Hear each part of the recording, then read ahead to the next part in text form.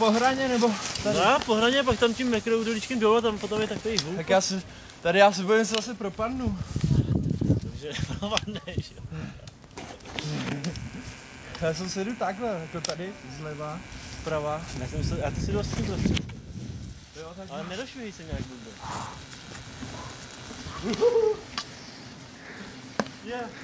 Já se bojím, abych to nenapravil tam do těch.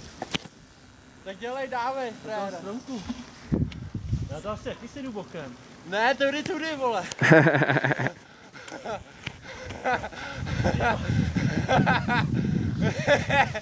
Dělej! Já si bavím, že to napálí na toho stromu. Ale nenapálíš, se stočíš. A už jsi skoro dole, co jsi měl pustit.